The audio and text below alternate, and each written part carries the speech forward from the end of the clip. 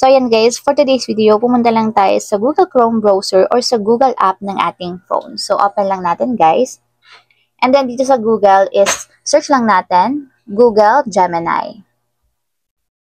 So open lang natin guys yung site ng Google Gemini. And ayan guys, pagka-open, ang first step natin is mag-upload tayo ng photo na gusto nyong gawin as reference or face reference na gagawin nyong photo AI. So tap natin yung add button. And then, upload files. So, pili lang kayo guys inyong phone ng photo na gusto nyong gamitin. So, tap nyo lang guys yung photo. And wait nyo mag-generate yung image dito para makita natin or ma-view natin yung photo. So, ayan guys, after ma-upload ng image or ng photo, ang second step natin is mag-paste tayo dito ng prompt. So, meron ako ditong mga nakasave na prompt and pipili lang ako dito guys. So, ika-copy nyo lang to.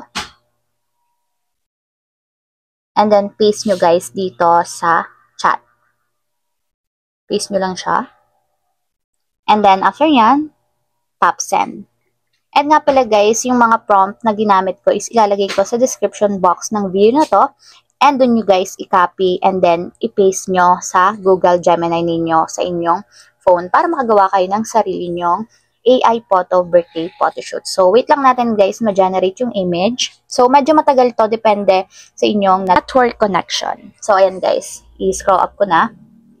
So, ayan, ganito yung example ng AI birthday photoshoot. So, para ma-save naman, tap lang yung image and then tap nyo yung save button or download button na nandito sa taas.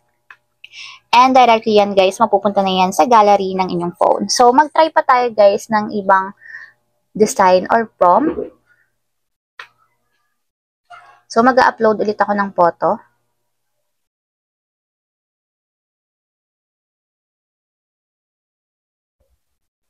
So, ayan guys, magka-copy ako ng ibang description. So, ito naman, kakopy ulit ako ng another prompt.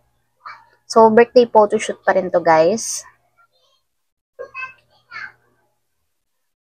So, copy. And then, paste lang natin dito. Then, send.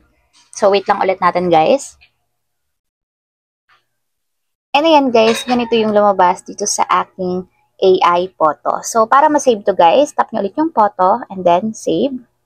So, ayan, guys, magsasave na siya sa ating mobile phone. So, ayun lang, guys. Ganun lang kasimple kung paano nga gumawa ng birthday